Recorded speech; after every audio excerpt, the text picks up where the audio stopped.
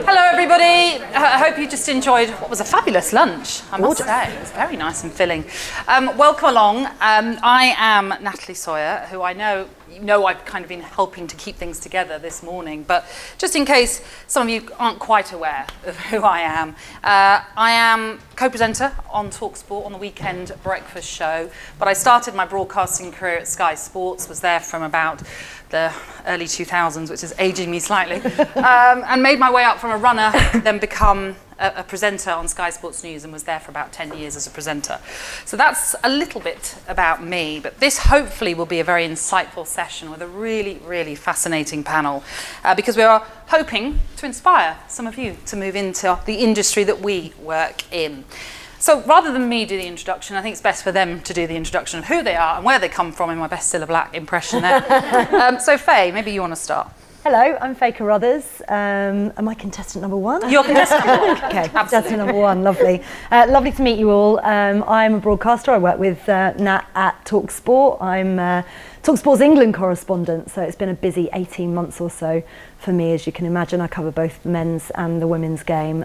Tomorrow, I can't be here, really annoyingly, for the women's football part of this conference, because I've got to go up to St George's Park to do the squad announcement for them. And I also know Suzy Wrack very well, because we host the Guardian Women's Football Weekly podcast as well, which was born out of a fantastic Euros for England women, and we managed to push to get the podcast going for this season and beyond, hopefully. So yeah, I'm a freelancer, so I work for lots of different people. Also worked with Karthi over the years at Premier League Productions and various other places. So yeah, that's me. All right, contestant number two. Hello, I'm Karthi, Gnanasegaram. I work for various companies, including the BBC, a mixture of programmes for them, the Today programme, which is on Radio 4, the 10 o'clock news on BBC One, have worked on Football Focus, Final Score, Match of the Day, doing a lot of reporting, and for Amazon Prime, both on their Premier League coverage and their tennis coverage. Premier League Productions for about 10 years, which is the Premier League's global channel, presenting and reporting for them. And then I have lots of other interests in tennis mostly. I do a lot of on-court interviews with players. I've just come back from Dubai doing the tennis there for 3 weeks, do Wimbledon's on-court interviews, Queen's, Eastbourne, US Open with Amazon, various other tournaments with Amazon. And another slight sidearm, I also present classical music shows on Classic FM. So I have a variety of interests, but football and tennis are probably the top two. But yes, work in different areas of the industry, and both radio and television and whatever you call Amazon these days. I'm not quite sure what streaming services, the new way forward. Archie? Hi, my name's Archie Kalyana. I'm the diversity producer at BBC Sport Cricket, and I feel like an imposter. Am I the only cricket person here? Oh my goodness. Thank you. Hi. Thank you. So I've been in the industry, this year will be 26 years now. I've had a real rollercoaster journey in sport production, media production. I've travelled all over the world, worked on everything from World Cups, Euros, worked for UEFA, FIFA, Red Bull in Austria. I'm trying to think, goodness me, it's when the memory goes a little bit as well.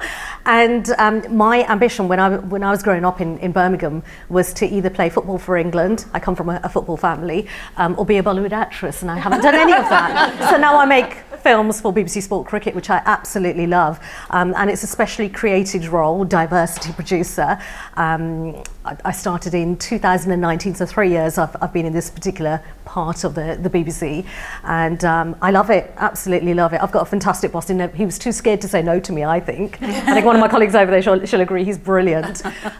So just kind of spreading a little bit of the cricket love here, and I have got some really good football stories and connections, and I really miss football as well. Now meeting all of you, I came back here after a long time, and my heart did sink a little bit, and I'm a massive Aston Villa fan, so if there's anyone, claret and blue almost. That's what your heart was thinking. I knew that would happen. So yeah, that's me. Okay, and Suzy?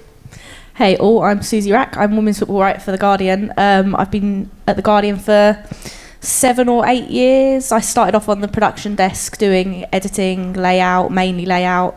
Bounced around freelancing all over the place, BBC, Sunday Times doing digital design. I worked for Trinity Mirror for a bit. I fell into sports journalism. I didn't ever think that it was something I could do. When I was a kid, I had a list of 5 things I wanted to be: an astronaut, wildlife photographer, architect. I can't remember what the 4th was, but the 5th was be the first woman to play for the Arsenal men's team, because I didn't think that there was any other way that you could be involved in football. Like, I didn't see anything beyond the Arsenal men's first team. I never ever thought that sports journalism, I didn't know it was a thing. I read the back pages, but I never connected the dots to that being something you could work in. So I sort of fell into it by accident. I actually did architecture at university, and fell into it through design, working on newspaper design, and then people noticing that I like sport and chatting to the sports editor a lot, and that's sort of how it fell into place for me. But yes, I've been at The Guardian for 7 or 8 years, only on a full-time staff contract as of October 21. That's how hard it is to fight to get on staff anywhere these days. And I've also written a few books, so I'm currently writing book number 4, but my first book, A Women's Game, was sort of a social political history of women's football, and the third one is Leah Williamson's kids book, which I think you've all got little postcards for, which I didn't even know was going in here, so that's quite cool, in your bags. Fantastic. So this is the Journalists and Broadcasters Leading the Way, which is supported by Sky Sports. This is a chance to hear about the stories of how they got to where they are, how they've stayed where they are, and maybe inspire you, as I say, to maybe move into this industry as well. Maybe a question really to start things off, and I'll come to you, Faye, is how did you get into sports broadcasting? Did you have to have media training and all that sort of stuff? So I studied broadcast journalism at Nottingham Trent University, which was fantastic. Oh, look, alumni everywhere. And it was fantastic. There was only 30 of us on the course, which was brilliant. And I know it's massively expanded since then. And I was always into my sports, so I used to work, it was called Kick FM, and then we realised for lots of legal reasons that we weren't allowed to be called Kick FM at university. We turned into Fly FM. But I basically wanted to work on the sports show, and it was a very small team, and I thought, great, I can go and watch Luton whilst, doing this job. I had no idea what I was doing. My first game was Mansfield against Hayes in the FA Cup first round. And I'd never been to Mansfield before. It's very close to Nottingham, and I got stuck around the one-way system. And back then, and I'm so sorry, I was on my phone to my producer at the time going, I don't know where I'm going, I think I'm going to miss the game. It was like my first ever foray into sports journalism. And I ended up doing a lot of news, actually, because I had a great voice for news. Every time I asked to do sport, I was told, but you've got a great authoritative voice for news. It's like, but I don't want to do news.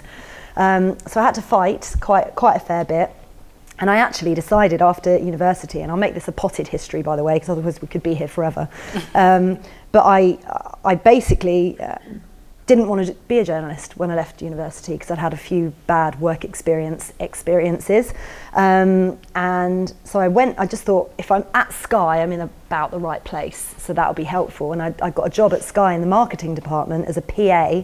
Terrible PA, as my husband will tell you, looking at my desk at home currently. But it got me in the right place. And then when I was doing that 9-to-5 job, I met the woman who booked runners for Sky Sports, because you had to walk through Sky Sports to get to the canteen at Sky. And she got me a job as a runner on Goals on Sunday, on tennis, NFL, which I didn't quite realise actually you had to do that overnight, and then I'd get 2 hours sleep, and then I'd go in back to the marketing department at 9 a.m. the next day.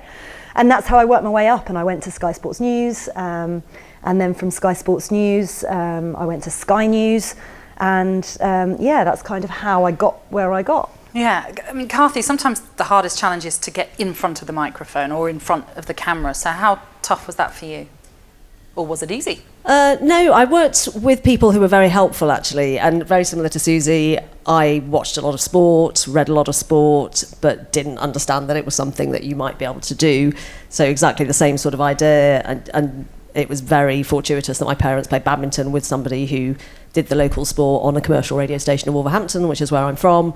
And so he said, come and have a look at what we do. And I went into Beacon Radio and just went, wow, this is a job? Oh my God. and that was it. My parents said from that point on was at the age of 14, I just didn't want to do anything else. But in terms of getting in front of the microphone, yes, lots and lots of negative feedback, you know, one BBC boss telling me that I was a great cook and maybe I should stay in the kitchen, which, you know, is quite interesting these days. Because I am a great cook, but that isn't what I wanted to do. And I used to bring all the leftovers from dinner parties into the office, so people thought that was great. But in terms of actually getting the confidence to do things on air, I was a broadcast assistant, as they were there. I think they're called something else now, but it's the sort of first step on the TV radio side of things. Then an assistant producer, then a producer, and some people were very encouraging, but you have to get used to having a lot of people tell you that you are not going to make it and that you're not going to be very good, or your voice isn't right, or you're not very good at scripting. And a lot of that is a learning process because you have to build up these skills as you do the job. But I had also had people who then just told me their stories, which were exactly the same. They had been knocked back and knocked back and knocked back, and it's a case of just get up again and try again, or try a different department. So I did work in news, I worked in entertainment, and I worked in sport. Always went back to sport in the end, but did try various other avenues just to make sure that I was following the one that I really wanted to. But it is a case of being knocked back all the time. And even now, you obviously, you know, I still get a lot of people telling me that I'm only in my position because of what I look like. I'm a brown female. That's, you know, the single reason that I'm in my job. And you do have to ignore a lot of that. But you also get a lot of positives. And what's particularly interesting now is a lot of newspaper correspondents coming up to me and saying that they think I do a good job. I don't know why I think they're the sort of the pinnacle of people that should be telling me that, but it's quite interesting hearing an outside of BBC or outside of TV radio perspective from people who do much more in-depth articles than I sometimes am able to do on TV or radio that talk about the interviews that I do and how you get a lot into a very short amount of time, which is obviously the way things go a lot of the time on TV and radio.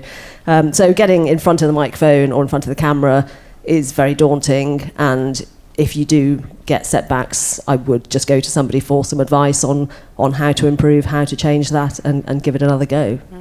There's a lot actually that you've said that resonates with all of us, I think, on this panel, and maybe some of you also, just in some of the experiences you've already had in whatever you're doing right now.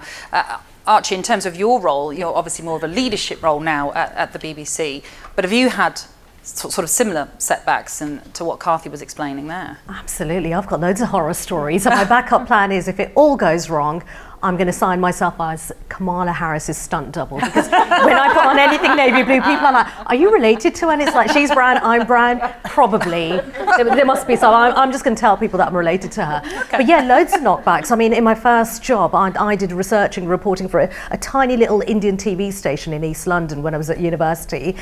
Did some work experience. They gave me a job, and I ended up getting fired after about a year because I was too gobby for my own good, quite frankly.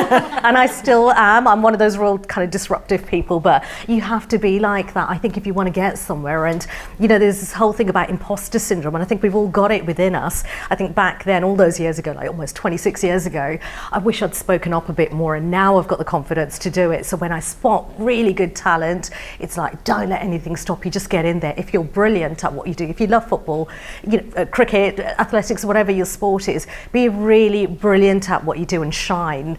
And I think that's the one thing certainly I've learned. Using a more sort of football-related example, I was really lucky to work on the Equal Game campaign, which I believe is still running. And I worked on the TV commercial where Pogba does the dab at the end, the very first one. It's still running, and every time I hear it in my house, I've nearly fallen down the stairs a couple of times because I hear the first two kind of bars of the music, and I just leg it to the TV, and it's like, it's still on. And that job, I mean, it's my standout kind of best sport experience, just because I was the only female on that particular team. I travelled all around Europe finding those great stories. Then you get the big names involved, and then all of a sudden people are like, oh, they start taking you seriously. It doesn't matter that you've worked on countless Commonwealth Games, World Cups, Euros, you know, you've spent your whole life traveling everywhere. And in my situation, I remember leaving my 8-week-old baby with my husband and a nanny that I clearly couldn't afford to get on a plane to go to South Africa to go and do some, you know, to do some filming. So those sacrifices now at my age, I can see that, and I think I want to see more women who look like me. working on high-profile campaigns in leadership positions. So we are essentially building ladders for lots of young boys and girls to come up, but really give women that lift and say, stop competing with each other, we're here to support you. And this network in particular, I think are fantastic, and I think cricket needs more of it, to be honest. So, but I better not say any more, I'll get in trouble. So, yeah. Get in trouble. This is a fair and open forum, so it's all good. I mean, interesting, Suzy, that you're saying to us earlier on, obviously you sort of fell into this, really. It wasn't something you expected to work in. We do, when we think of papers, and in particular, we do think of it as quite a male-dominated industry, especially the sports side of it as well. How accepting has that part of the industry been for you? Oh, yeah. No, actually not too bad. I've been quite lucky. When I've worked on desks, on production desks, they've been incredibly male-dominated. Even the Guardian, which is one of the more progressive of the places I've worked, still the sports desk is overwhelmingly male, overwhelmingly white, unrepresentative of the rest of the paper. Actually, the rest of the paper is more diverse. But it's kind of been okay, because it's kind of sort of, Guardian is slightly more, recognising that is a problem, I suppose, than some of the other places I've worked. I'm pretty sure I got a job at one place, I'm not going to name names, where I applied for a writing job and they made me do sub-editing. At that point, I had never done any sub-editing before, and I'm pretty sure they changed what I had applied for. Basically, they moved it and interviewed me for a job I hadn't applied for and didn't want, because they wanted a woman on the desk. And then when I was there, I hated every minute of it. I got bad feedback because I wasn't a good sub-editor, and I never have been, and I've never tried to be. I hate it. And it was a really horrible environment. In terms of going into press boxes, when I started on sport, I wasn't doing women's football. I was doing all sport, and mainly men's football. And I would go into the press box at Arsenal, and the only person you'd see in the room would be Amy Lawrence over in the corner. But she was very much part of the press pack at that stage, and I very much felt like I didn't belong. And I was having a conversation. I remember quite early on having a conversation with my friend Kadeem, who now works on the night desk at the Mirror, and he's a black man, and talking about what it feels like to just walk into a room where you are different. And he gets it too, obviously, as a black man in the industry too. And you just very much feel like an outsider, and you have to kind of force all of your natural instincts, which is to sort of bury yourself, and just kind of focus on the job in hand. And I didn't really talk to anyone. I sort of stayed away from everyone, stuck to myself. But there were weird moments, squeezing past male journalists at the press box at QPR, which is, I don't know if you guys have probably been in it, the narrowest seats in the world. You're basically rubbing your arse against these horrible old men to get into your seat. And little things like that, they're so uninviting for women. The toilets in places, there's often one toilet at most for a woman in a press box in some big Premier League grounds and stuff too. So yeah, not the nicest thing. But working in women's football, on the other hand, is great because it's majority women covering the women's game. There are some brilliant men covering the women's game as well. Tom Garry at the Telegraph, Glenn Moore, an independent. Adam Millington, who's started doing stuff recently. There's some brilliant men around, but it's a really great environment. And a lot of the old male journalists that cover men's football absolutely love working on the women's game because the atmosphere for them is nicer too. A lot of Ollie Holt at the Mail and Paul Hayward, who was at the Telegraph, they came out to the Women's World Cup in 2019 in France and walked away saying it was the best tournament they'd ever covered, men or women's, because the atmosphere was so much better. It was so less competitive and cutthroat, because we all recognise that there's plenty of football to go around for everyone, and we're not all trying to stab each other in the back like the men are. Yeah, there's no toxicity. So yeah, really, is there? Yeah. It's an interesting place to be, but it is significantly improved on the stories that I heard, prior to sort of my generation starting to move into the game.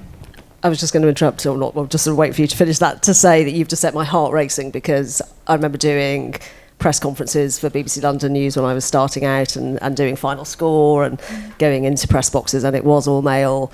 And I mean, the fake it till you make it thing is very true. And you mentioned the idea of us all having this, we're not good enough, but it was terrifying. And particularly the press room as it used to be. I was doing it when Arsene Wenger was manager at Arsenal, and it would just be it would be a room like this. It would be this full of men.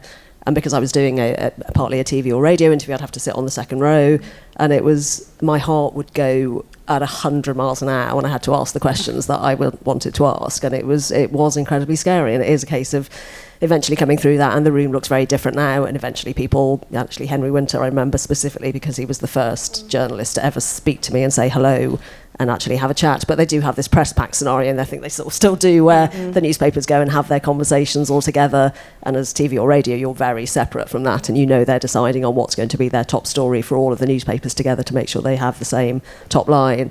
And as the one female in the room and the TV person, that was just really quite ostracising and a very strange experience. So yeah, my heart is racing listening to you describe that experience. It's not just the other journalists too either, is it? It's the managers who even now, I've got friends who work for other outlets who cover the men's game as well, who have been sat in press conferences as the only woman in the room, and have basically been sort of almost picked on by the manager of whatever said big men's club because they're a woman. Assume that they're some kind of intern for one at best. Then there's the staff. You go in and they don't necessarily think that you're supposed to be there, and don't again either think that you're there to meet someone or pick someone up or cleaning or something. You're not necessarily assumed that you're a journalist. That all still happens. That's not gone away. It's better, but it's not gone away, has it? No, it hasn't. But I think also the imposter syndrome part of that comes into it. And one of the best pieces of advice I was ever given, because I've walked into plenty of press rooms and felt exactly like that, particularly when I was younger, you think everybody is staring at you and thinking, what are you doing here? What are you going to say? Go on, say something stupid. Except the thing is, they're not. Because they're sitting there thinking, I mustn't say anything stupid, people are going to judge me. And the minute you take yourself away from that, I'm being judged, and think everyone else is so wrapped up in what they're doing and so, obsessed with what people think about them that they're not thinking about you actually at all. And the minute you realise that, you can walk in and feel much bolder about what you say. I also used to sit there and think, oh God, what if somebody thinks this is a really stupid question, having just listened to about 7 or 8 really stupid, obvious questions. And the minute you kind of get over yourself almost, because that's what it is at the end of the day, believing in what you're good at. And yeah, sometimes you're probably going to ask a stupid question. The amount of times that I've gone, I didn't mean, and I've actually said to players before, hang on, let me rephrase that because that didn't come across how I wanted it to. You just have to own it a little bit more. And I think, particularly as women, sometimes we don't always do that because we have this imposter syndrome. But the more you do it and the more other people you realise feel exactly the same as you do, the more you'll get more confidence going forward. It's the same in production as well. I mean, there aren't many female directors and producers in sport anyway, and there certainly aren't many executive producers or commissioners. I'm looking at that sort of top level where you kind of think they're the ones who have got, access to budgets and decision-making powers. But honestly, the number of times that the mainly male crew I think I've worked with in my career, I did a cricket documentary in India recently, and for the first time in my 26-year career, I've worked with a female camera operator. I mean, that's beyond ridiculous. And she was so talented. She'd worked on Bollywood movies and high-end. I was like, we're grateful to have you, thank you. And the eye, the vision, that diversity of thought that she brought to the production was completely different to anything I've ever done. I'm just praying I'll get a BAFTA for that one day, but I don't know if that's going to happen. But it's honestly being in that male environment, whether you're in front of the camera, whether you're writing, or whether you're behind the camera like me, it just feels like a big mountain still to climb. I think that change isn't happening quick enough, in my opinion. Well, see, that's probably where we're going to head to next then, the hurdles and the obstacles. And you've alluded to some of them already, all of you. Karthi, how about you? I mean, it's been a journey already, but we know it's still going to be a journey for the fresh faces that are going to make, hopefully, their way into our industry. How challenging is it still for a woman in sport? Oh, it's changed hugely, and I don't want this to sound negative. All the stuff we're saying is what we've overcome to get to where we are. I love what I do. I absolutely love going to work most days. This weekend might have been a bit different. Most days. But the challenges are there, and I think part of that is actually just getting more and more women into high-profile positions in different places. Newspapers, I think, particularly an area, photography, sports photography. Behind the scenes for me is a big area, like you said. I worked with a female black producer at the World Cup in Qatar. That was the first time I've worked with a black producer that's female, and that again, it is ridiculous. I don't quite understand why that hasn't happened before. So I think behind the scenes is a very important part of. I think for broadcast, they've made changes on screen over the last sort of 5 years, much more, but behind the scenes that is not changing, and that's something that I really, really do want to see a lot more of. And graphics, camera people, I've worked with actually various female camera people who are incredibly talented, but it is just moving more of those people, I think, into those positions, and I'd like to see an awful lot more of that. Yeah, I suppose that's one of the key things as well to get across from this, Archie, is that although we have journalists with Suzy and broadcasters with Karthi and Faye, there are opportunities to work within the media but behind the scenes, and there are lots of opportunities behind the scenes as well. There are, and when you get to my age, what I'm doing now, I'm almost 48, and actually I know it's all makeup and everything, it's slap it all on, all the concealer. What I'm doing now in my career, I should have been doing 10 years ago, and that is, I'm not blowing my own trumpet, that is an actual fact. And I do sit there and I kind of see my male counterparts and kind of think they got there a lot quicker, and actually I knew more than them. How did that happen? And again, I don't want it to be doom and gloom. It is changing. Yes, the change is slow, but once women get to that level, they can start making those decisions, they can start opening those doors for you. I've seen a massive change in our industry, but still on the production side, once we get more female commissioners, they have the opportunity to go out to indies or other broadcasters and start looking at crews and content and ideas and that sort of thing. It will happen. And we want more positions on boards as well. I sit on a few boards, and I'm still only the woman, and a lot of the time I'm the only woman of colour, and it's like, really? Kamala Harris stunt double here, thank you. I announced actually an event I went to at Twickenham, and rugby's rugby, isn't it? Nobody laughed. You're all very nice. The room just went silent, and I was just like, go home now. So I'll always use it. That will always be my gag. The key is always know your audience. Yeah. Exactly. I clearly don't, but I was like, I'm just going to hit it. I think that fear goes. I think don't be afraid to fail. There are really good opportunities. It's one of the most exciting industries to work in, although my traditional Punjabi mum still wants me to read the news. She loves you, by the way. Why can't you do what she does? And I'm like, I'm too cocky for my own good. I'm not well behaved enough, honestly. I'm a nerd. But it's changing. It's just, I don't know how to describe it. Don't be afraid to fail. And that's my current boss. He's a very, very senior and respected figure at the BBC. He said to me, Archie, what I like about you is that you are not afraid to fail. And I said, you don't know how many times I've been fired and kicked off boards and God knows what else, but it builds up your resilience. Those knockbacks, you've got to take the knockbacks, because actually it builds your character, it gives you the confidence, I must do better. And then you look at the people you really admire and think, how did they do it? Oh, they happen to be white, male, Eton at Oxford, Cambridge educated, everything I'm not. How do I bring that without becoming a box ticking exercise? And it's kind of bringing that diversity thought and shoving it in front of people's faces quite literally and saying, you're wrong, do it like this or else. I want to add something onto that actually. It's interesting you say I should have been doing this job 10 years ago. I saw you nod, and I know I've got friends in this room as well who think that. Nat and I have spoken about this previously.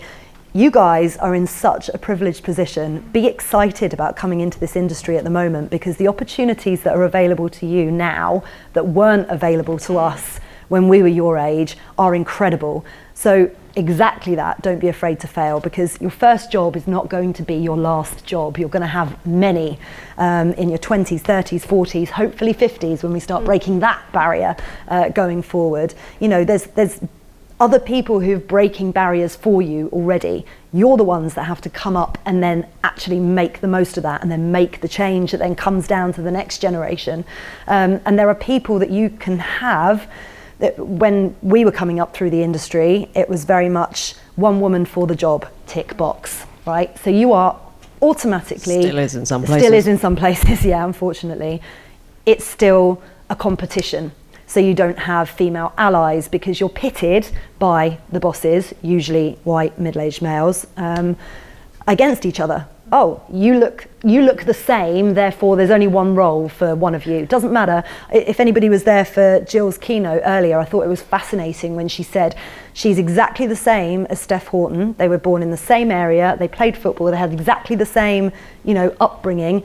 Totally different people will bring something totally different to football in their different ways. And we're all the same, just because me and Nat look the same, or Karthi and Archie look the same, in inverted commas. It's shit. It doesn't mean anything. Sorry to swear, I know this is being filmed. Oh no, forgot about that part. I'm glad. Going so well. Sorry, I know it was, wasn't it? Of course, from Luton, lower the tone. But what I'm trying to say to you is don't be scared, as Archie said, to fail. There are people now in the industry that will help you because we're not competing as much.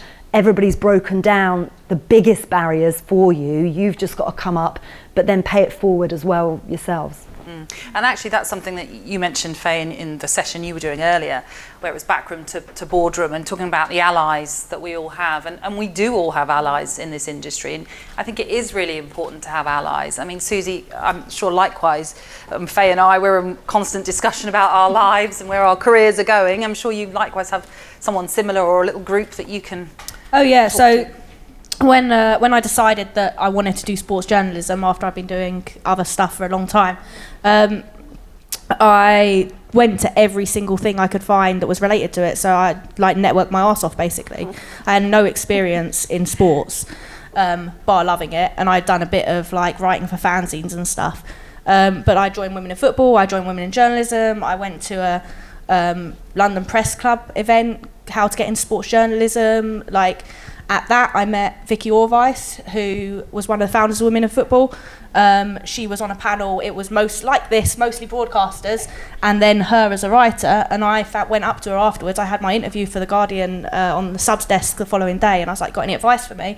And she said, you are not going to get that job. And I was like, okay, thanks. And she went, no, the reason you're not going to get that job is because they will have so many freelancers working for them, and when the jobs coming up, full-time positions are so rare that they often will give it to someone who has already been proving themselves on that desk, doing that work week in, week out. She said, you won't get that job, ask for shifts, which is something I never would have thought to have done when I got a job rejection, but I did. I got the rejection, replied, said, can I get some feedback? Is there any chance of shifts?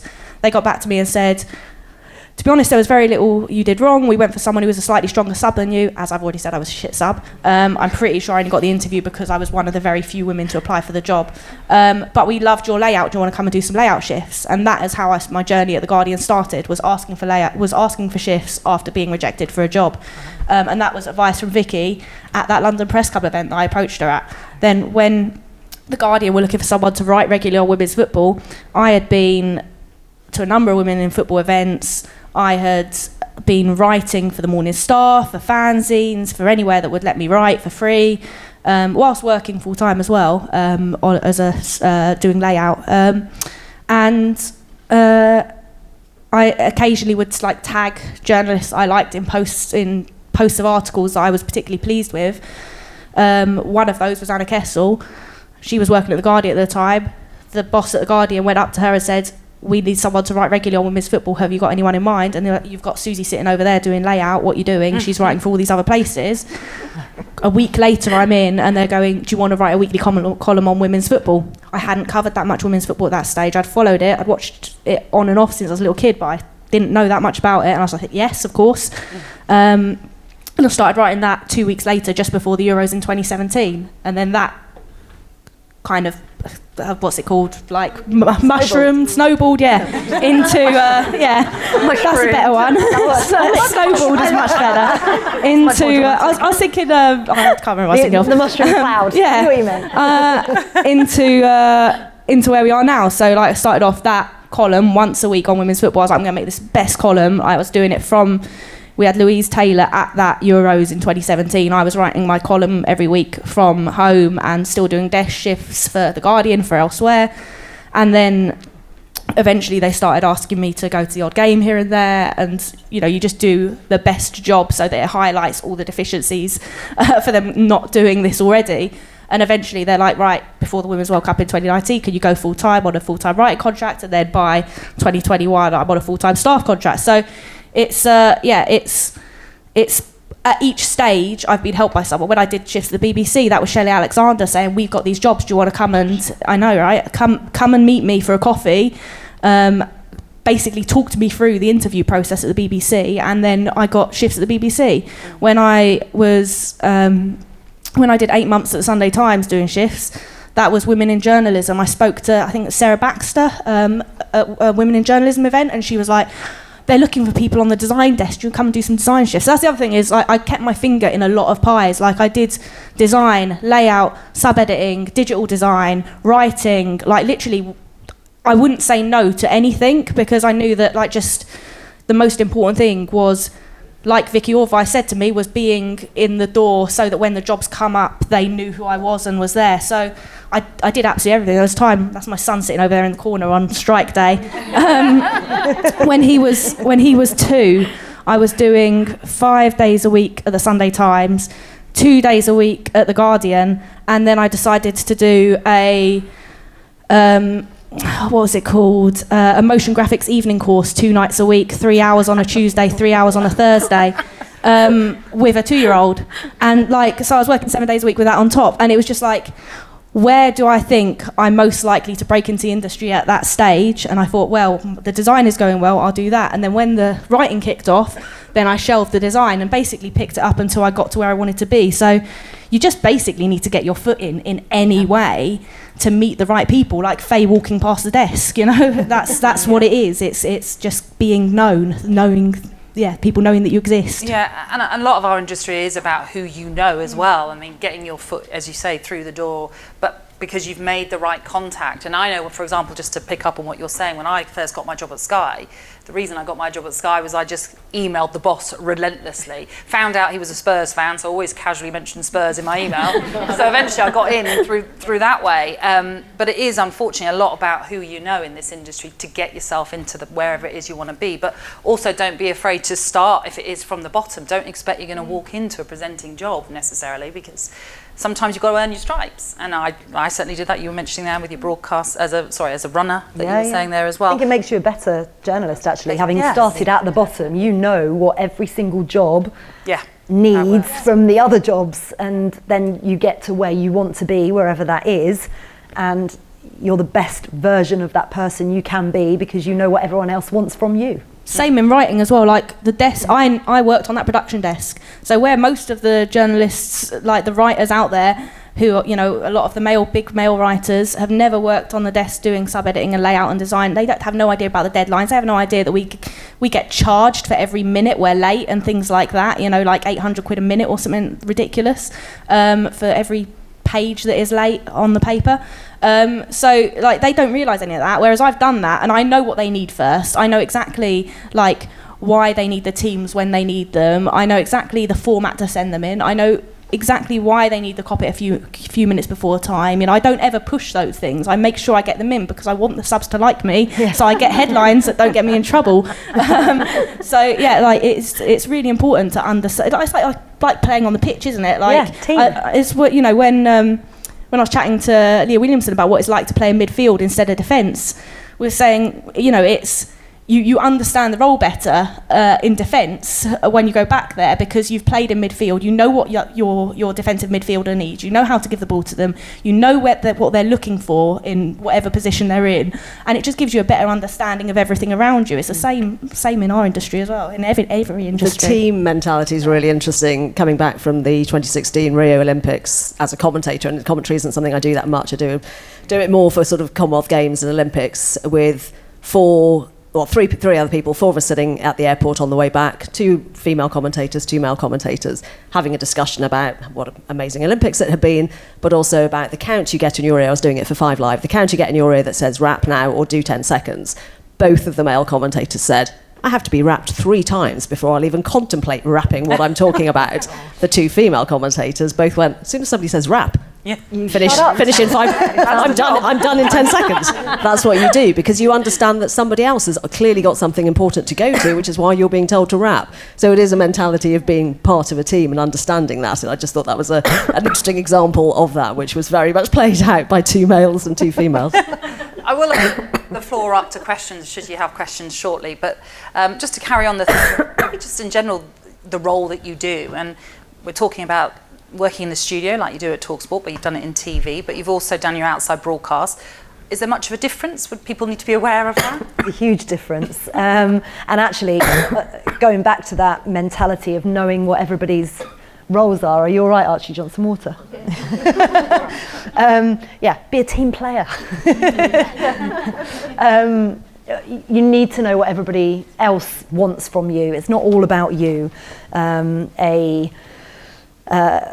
Radio show is put together by somebody who's booking guests left, right and centre, booking you to come on and, so I'll go on, for example, if England are playing, which they will be, Ukraine, on a Sunday night, I will go into Nat's show as England correspondent, basically rapping. Because I'm also a presenter who's worked in studio, I'll look at the clock, and if you get me on at 10:02 and it's running late, I know you've got to hit the news junction, so I will wrap up my questions and my answers much quicker, knowing you've then got to throw to the news. Tony Cascarino might butt in and ask you another I know, I was going to say that. We've gone over the hour, but that's fine. Yeah, this is always the issue. But knowing what your role is when you're out and about is quite vital. But no one realises when you're out and about on the road the logistics that are involved in it. So I'll get phone calls from shows who could have booked me the day before, and then I'd have set off earlier or later or whatever. And they, can you just come on H&J, for example? I'm like, well, I'm going to be on the motorway then on my way up to St George's Park. So, well, can you just pull over? Well, but if I pull over and you don't come to me on time, I might then be late for Gareth Southgate's press conference. People just don't see that kind of logistical stuff. Out in Doha, for example, in Qatar, as England correspondent, I'm on basically 24 hours. It feels like I'm on for 24 hours. Because you've got to travel down to the camp, you've then got to do all your prep for your interviews on the camp, whilst then going into shows and doing stuff, whilst then working out the logistics of getting up to the other side of Doha to then try and make sure that you're there for the Matchday -1 press conference. By the way, can you host this game from the IBC at the same time? And you're like, hang on a minute. There's so much that goes on when you're not in the studio outside that you've got to be very flexible. But you've also got to push back and say, there's only one of me and I cannot be divided into those kind of sections. So please, can you all be a bit more organised, and then I can do what you need me to do. It's very, very different. In the studio, not always, but sometimes you're handed most things, and you've got all the timings in your head and you're working out, what you're asking, what's going on. But it's very flexible because, we work in a live medium, so things change all the time. I did a 5.5-hour show the other day, and nothing on my running order happened in the order of my running order. That's live radio. Television is the same. But that's what's thrilling about it. That's what I love about it. So I love being out on the road because you're meeting people, which is, for me, the best part of my job. I'd get bored if I was sat in the studio all the time. I love, interviewing people. But they're all really different roles. But the best thing, and Karthi said it at the beginning, it's just exciting. It's like, it's the best job in the world, and I pinch myself every day that I get to do it. What you didn't even mention there is technology can fail. Oh yeah, God, yeah. The weather can play havoc as well. Oh yeah. It can be absolutely freezing, or in Doha, boiling. Yes. I mean, these are all things. I've still got your cardigan from being freezing with the air conditioning in Doha. Again, so Karthi, likewise, have you found very different mediums with television and radio, or? Yeah, and as I mentioned at the beginning, the variety of things I do. So, not that it's necessarily part of this discussion, but Classic FM is a totally different medium, and it's very slow, and it gives me time to think, and it's fascinating how many sports people are interested in classical music because they use it to slow their brains down. And I did a show with Shane Warne and Andy Murray and Annabelle Croft and Clive Woodward talking about how classical music helps them. But it for me, that's something that just gives me a different pace of, we're all talking very quickly because that's kind of what we do in sport because it's so exciting and it's so interesting and it's live and it's happening all the time. So I like having something that is a slightly different medium to go back to. But on the sports side, I do radio and TV and Amazon. So there is just a lot going on in your head, and you do have to compartmentalise an awful lot in order to remember what you're doing and what is coming up next. And a lot of the time, I'm doing 2 or 3 things in one day, which is why I was slightly late turning up here. But you sort of just have to. There are often times when I just have to say to myself, just get through the next hour. Just get on air cleanly, get off air cleanly, and then worry about the next hour, because there is just so much going on. And like you said, there's technical.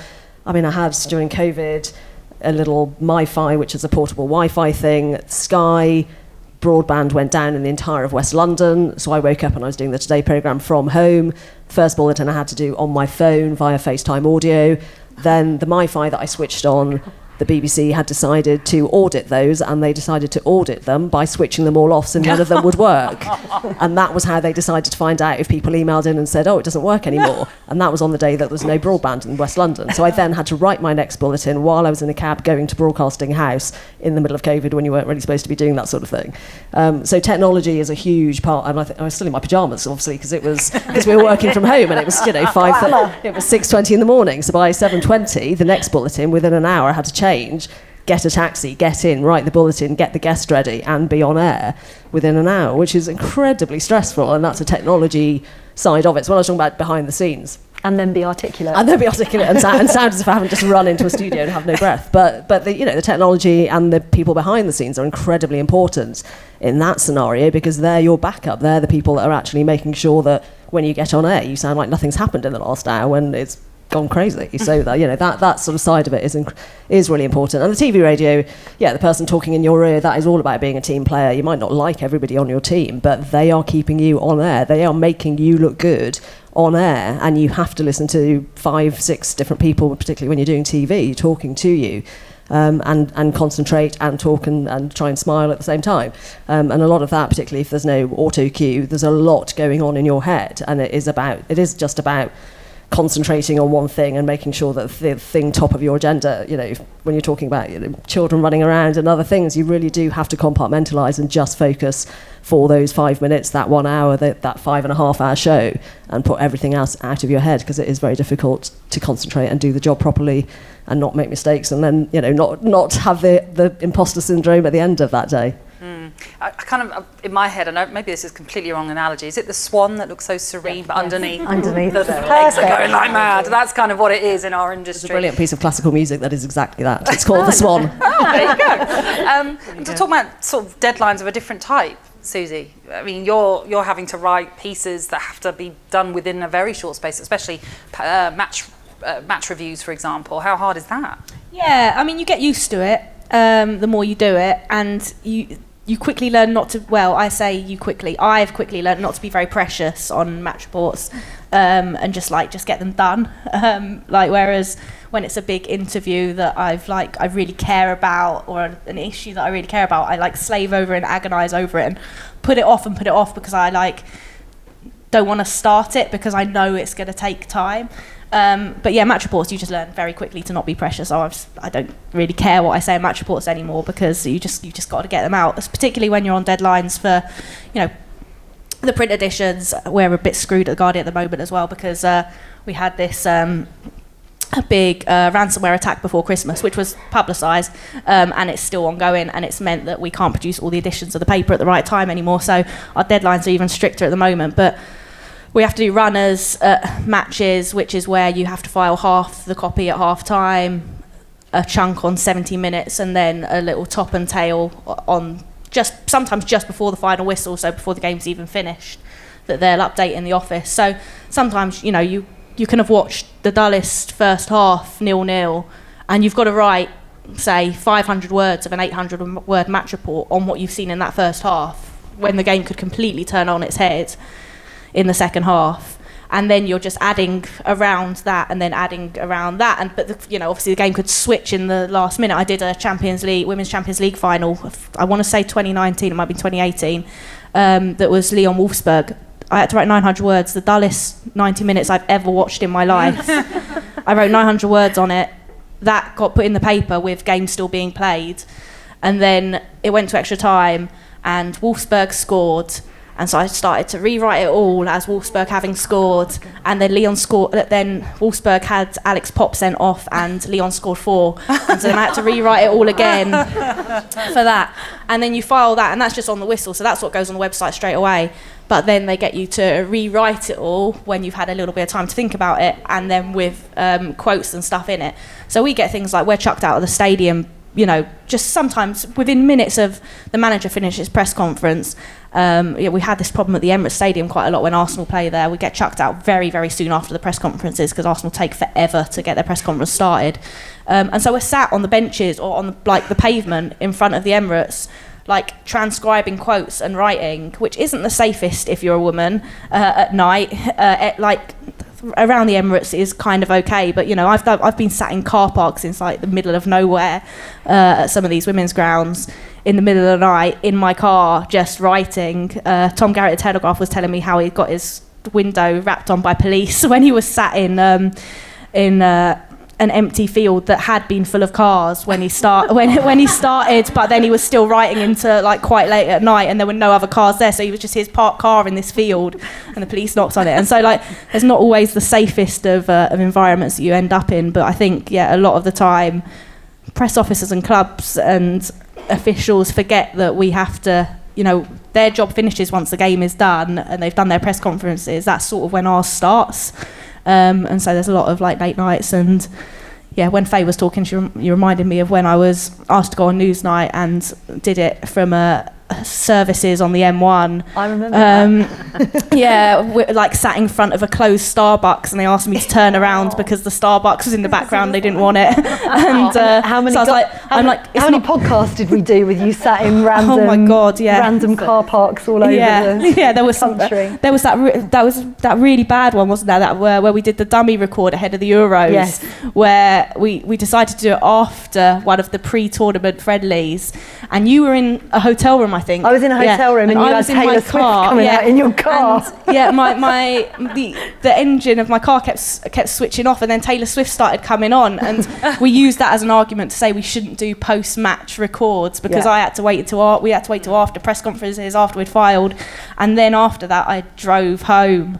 Back to London. I think we were in Wolverhampton or something, and so I got in at like 3 a.m, having done this, and then we used that, and so no podcasts were recorded post-match in the Euros. They were all early morning records the following day. And we have Taylor Swift to thank for that. Exactly. So it's not all glamorous, but maybe we've just got a couple of minutes really. If anyone has any questions that you want to ask our very experienced panel, it'd be lovely to hear from you. Here with that. There's one at the middle there.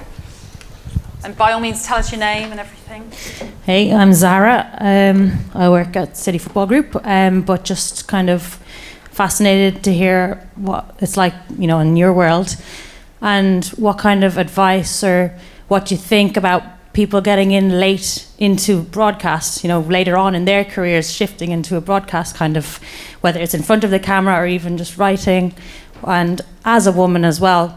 Could have kids, or want to have kids, that kind of piece. Good question. I can go for that because I've got an 18-month-old. Hi Zara, nice to see you again. Are you all right?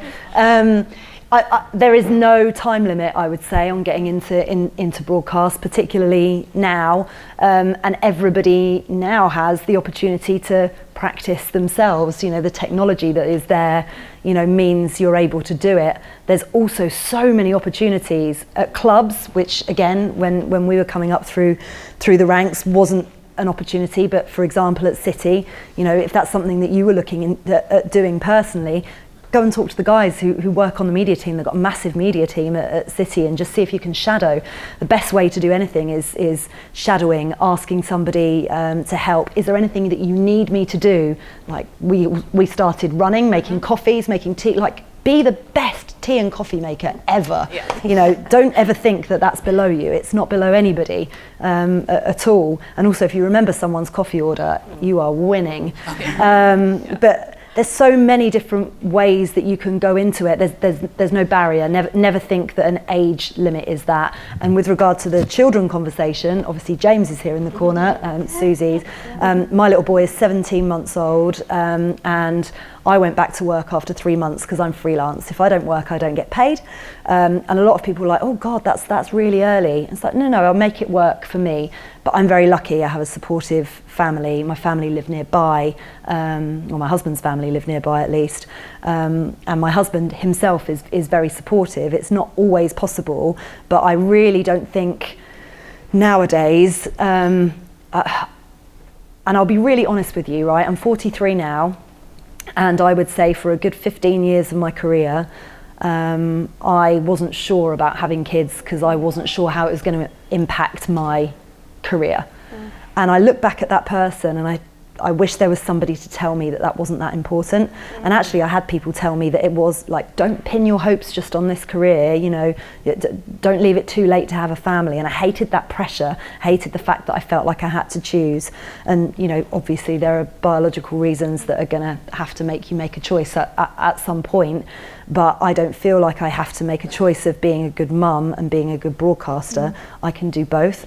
I drop balls regularly. I don't do both to the best of my ability at all times, but I'm actually okay with that. But also having a great support really helps massively. in the workplace. I mean, in the workplace, yeah. Well, we've got lots of mums, was, haven't we? But also TalkSport, I thought were fantastic for Yes. Faye when you were able to bring your boy out to Qatar because they made sure there was a flat that they'd rented out for Faye, for Faye's family to come as well. You know, the little things, the little gestures. The Guardian changed my room for the old opening game of the Old Trafford at the Euros because I'd got tickets for James and my husband to come, and they changed it from a smaller room to a big one so he could. And I was like, oh, I'll pay for that. And they were like, no, don't worry, we'll just change it. You know, little things like that. I had to pay for my flights for my family. The amount of broadcaster, and I whacked the mic. I did have to pay for the flight. The amount of people are like, oh, TalkSport paid for your family to be there. No, they got me an apartment so that I could pay for my family to be there. But that's still massive, like in this industry. I've never heard huge. that before. No, personally. Exactly. Any other questions? I'm conscious that we've got to get through as many as we can in very short time.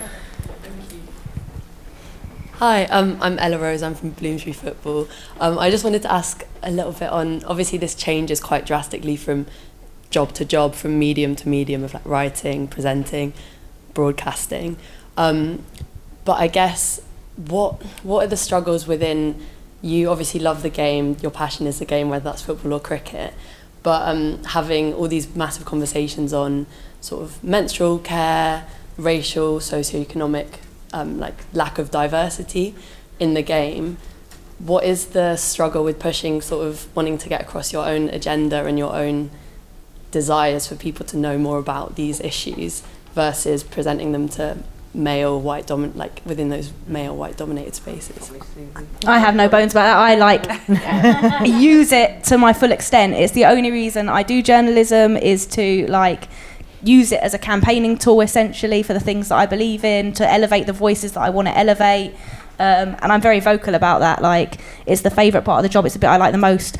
Match reports, fun, yeah, being at the Euros final is great, it's lovely, but going and interviewing the Afghanistan women's team about their sexual abuse, or speaking to Kat Craig, the lawyer who was up here earlier, when she won an award for the work she had been doing on various sexual abuse cases in all different sports, that kind of stuff, that's the stuff I like the stuff that is lifting those people up, the stuff that is writing about the Lionesses, campaigning for school sports and things like that. So like I'm not in a position of power, I'm just a football writer, so like I'm not, you know, on a board at Guardian, or I can't open huge doors. I can connect people, like I regularly sit in meetings on women's football, on our podcast and things like that, where I'm like, we need more diversity on the panelists, where we need to improve the desks, diversity, all of that kind of stuff. But I have no real power to actually change it other than just raise it. But I can elevate those voices as much as I can within the writing that I do. And so that is what I spend like 99% of my mind like wanting to do in the job. So I'm quite like lucky in that sense, in that the Guardian doesn't mind that. And it's the place where you can do that quite freely. I imagine there's plenty of, like, I've got friends, you know, who work at various places, the Mail and Sun and stuff, who probably can't do that quite so easily. But yeah, I think that is part of my USP, is that I use it in a campaigning way. Same with me. Sorry, go on. I'm running out of time. I was going to say, same with me in cricket. I mean, the job I do, it was a specially created role. We've never had a diversity producer at BBC Sport at all. So when I came in, I mean, it was a bit of a kind of, what are you here to do? And then you get going with it, and you're like, oh, okay. Do you know what? Black and Asian people also pay the licence fee. We need to reflect what they want. And India and Pakistan audiences, oh my gosh, they've got cricket in the DNA. Do you know what? I want to make a documentary in India about how bonkers people are about the sport. And it took me 2.5 years to make it, but it's on iPlayer at the moment. It's called The Great Indian Cricket Dream, by the way, and it's brilliant. I'm hoping, more people will watch, etc. But, you've really got to push the agenda, just like you say, that's my USP, that's what I'm really proud of, and I won't take no for an answer. I think people know that. Very, very similarly, I don't do a huge amount on social media, but 7 million people listen to the Today programme on Radio 4. When Women in Football, when Vicky Allwise died, I made sure that we did something on that on the Today programme. If a male writer dies, of course, one of the male presenters will always make sure that the male writer is mentioned on the programme. It's just about making sure that some of those stories that other people won't do get on air, and if you've got some trust from your department that you can do that, then you can make sure those voices are heard sometimes. Yeah, just finally to add to that, I pushed women's football at TalkSport, and now we go to WSL. Welcome. It wasn't just me, by the way. There are some also, I'm not going to take the full credit for that, but there are some amazing people behind the scenes at TalkSport who pushed it. And when we did 2019 and went out to France for the World Cup, that then started conversations about a show, and then we continue to push that show. We continue to get amazing voices on that show in order to make sure that it's still front and centre of the agenda, and we're still trying to make sure it's sewn in across programming, which they're getting better at, for sure. So it's, we call ourselves the world's biggest sports radio station. We have to be the world's biggest sports radio station by covering women's football as well. I need to be there to keep making sure that they do that. And you have to do that. Like I've bigged up how progressive The Guardian is, but me and Faye have been in meetings for months about getting our Women's Football Weekly podcast actually weekly and not just every WSL match day. And we finally got it. There was a lot of receptiveness to it, but still getting the money we had to do that work. Come. We us together built a pitch. We sat down, we had a meeting, we put together a pitch, we put together a PowerPoint, and then we arranged the meeting with various senior people, and they were like, oh God, wow, we can't believe no one ever does this is brilliant. And it's like, yeah, like that's the level we have to go to make this happen. Was even in the most progressive places, you have to really fight for things. I'm afraid time has beaten us. I know there was a few that had more questions. I'm sure you'll still be around, so everyone can head back down to the atrium. We're going to be there till around 3:45, so there's more teas and coffees or cold drinks. And as I say, I'm sure you guys will be around if there are any more questions you want to ask directly. Thank you very much for being in this session. Thank you to our panel as well.